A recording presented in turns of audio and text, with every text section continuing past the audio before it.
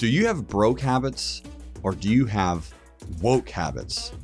There's a massive difference, a huge distinction, and the changes are monumental. Let's discuss that in this episode of Grow to Wealth.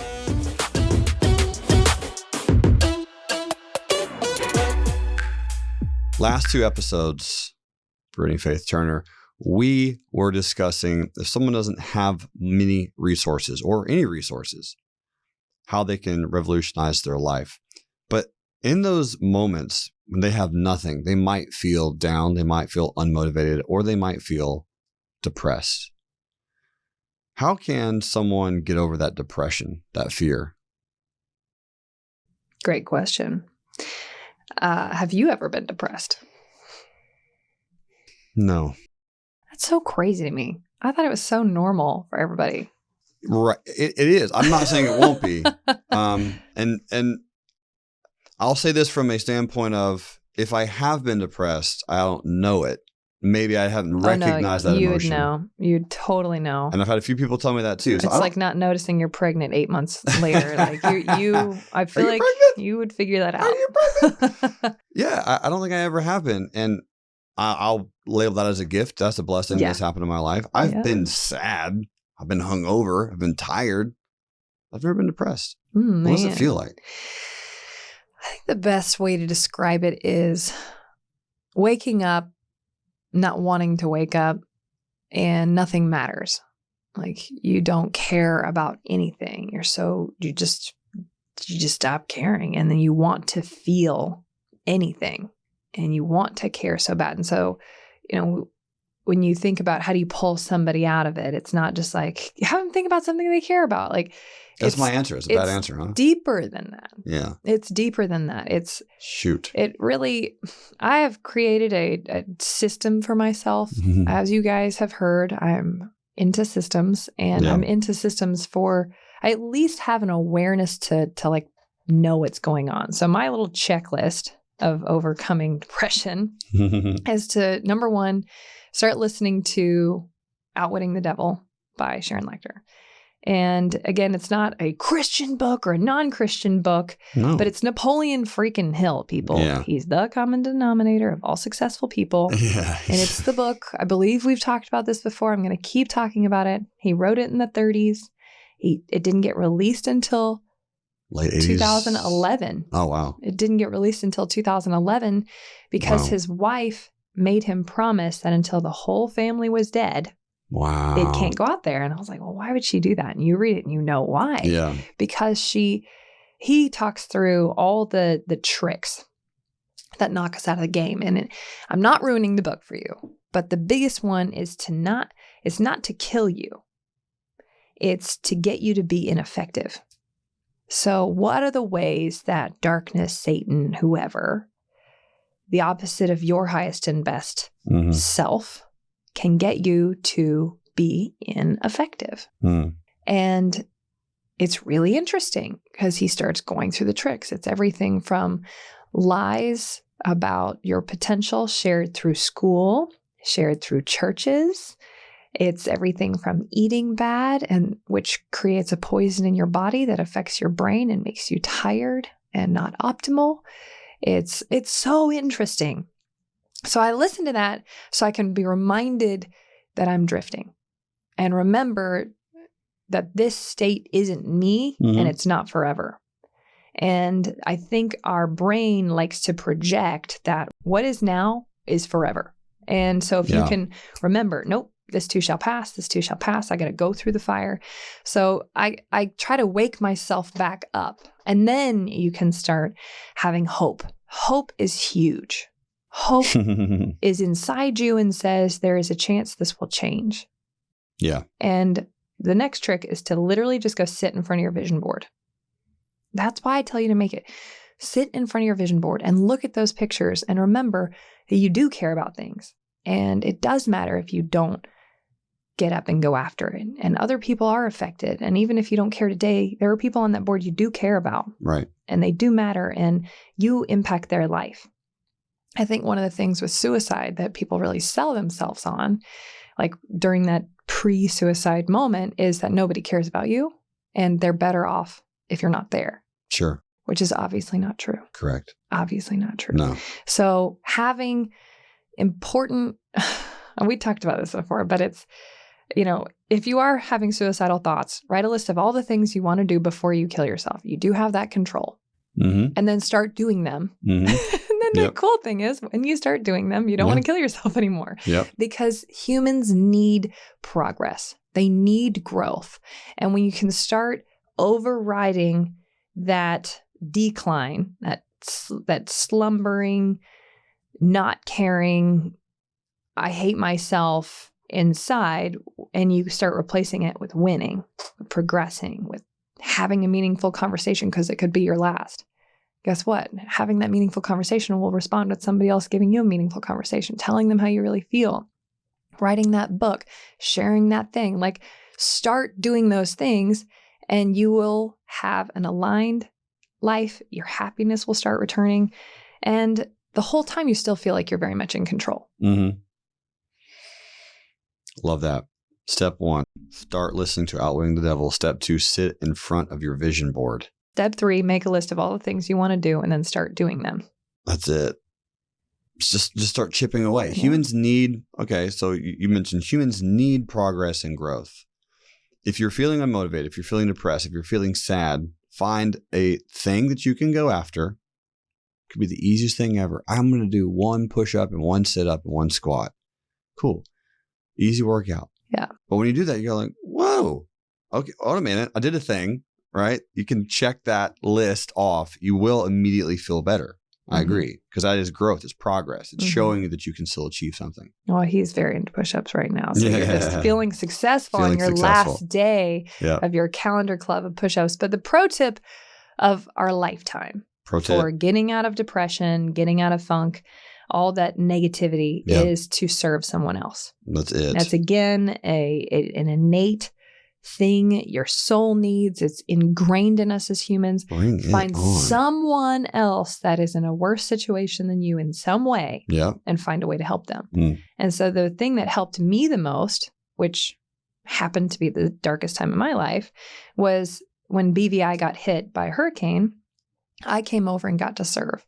And again, I had lost almost every thing I'd ever worked for. My marriage was gone. My mentors were gone. I was in lawsuits. It was the worst. Yeah. I didn't want to eat and I didn't feel like living. But I found people who had lost everything and had hidden underneath a slab of their house on a cliff, like the slab. And then there's this little tiny hole underneath it.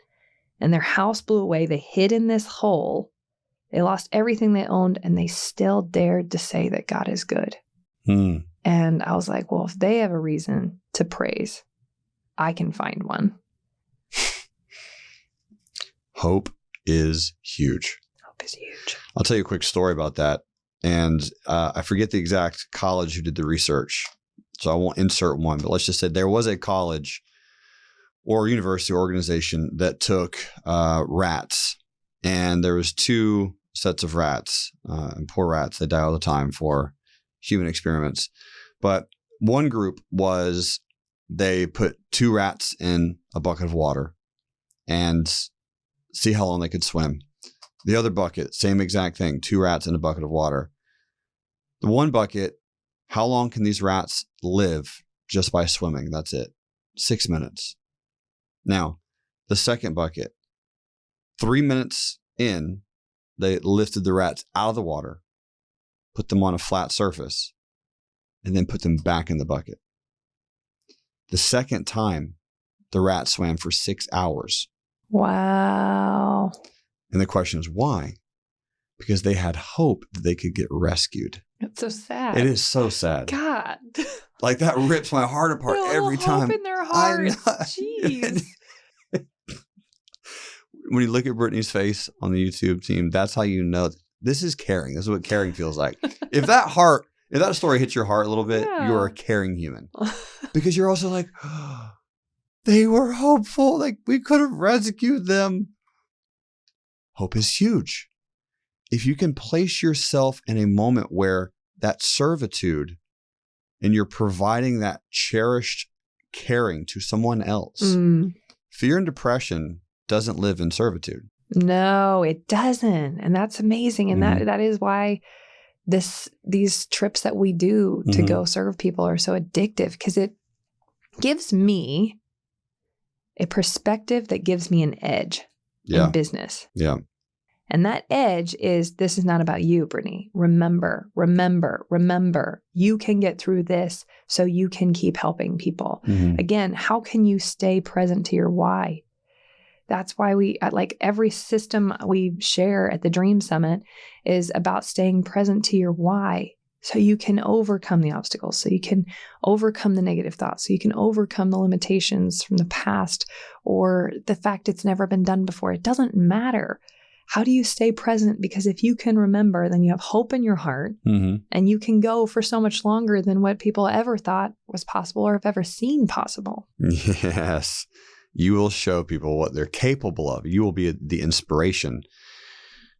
I would have to say, if you are at any point in time feeling that depression, feeling that crippling lack of desire, figure out a way to go and put your purpose to work. Go to a different country, go to a different city, go to a different state, get out of the house, go to a soup kitchen, go to a homeless shelter, go to an orphanage, go somewhere and or go to a senior citizen center and just spend time. Go give, right? That gratitude will fill up your heart quicker than you could imagine. I love that. Thank you for sharing that. I'm sure someone out there listening was like, that's exactly what I need at this exact moment. If you were hearing that and you feel that way, share us, let us know, tell us, right? Type of 1. Type of 1 into the chat, Payne. Oh, man. How have you overcome sadness? You know, obviously it's why, well, I've never been like a hard drinker, but I, you know, especially in like the sad times of my life, I'd like, well, I need 1 glass of wine to go to sleep. Yeah. But then I was so depressed the next day. I didn't realize that I just had a downer in my system that was fueling extra depression. Oh, that's fun. Yeah. So you've been down, you've been sad. What do you do to get out of that? It's interesting that people do just resort to alcohol because they're like, it makes you feel. And that's what the reason people do is like, I want to feel something. They don't realize that they're adding more depression to the fire. It's so weird. It's like, I want to feel, but it's also a number. It's extremely interesting. Yeah. I mean, the damage that alcohol does is just substantial. But people do it all the time. And talking about outweighing the devil, I mean, that's a huge... That's one in there. That's one in there. Don't ruin the book for people, though. I won't ruin the book, but FYI. What do I do if I feel sad? I would have to resort back to very closely to this list, but essentially I do. I try to absolutely place myself in a position where I can help and provide and give something of value to somebody. I do. That's cool. It's as quick as possible. Now, in the, 10 years ago, it's a whole different story, right? Yeah, of course, I'm self-medicating. I'm probably going to buy a giant bag of peanut M&Ms. You go peanut, not peanut butter? Peanut M&M, no butter. All nut. I don't even know who you are anymore. Speaking of, if you like creamy peanut butter, just go ahead and stop listening now. We're not friends. Yeah. Well, I agree there. I agree. We have values here. We have values, people. Yes, but that was one of my go-tos. But I mean, it's amazing that that tweak, right? When you start talking about making alterations, what is your routine when you do get sad? Start analyzing that because those routines can be shifted. What do a lot of people do? Oh, I'm going to go veg out.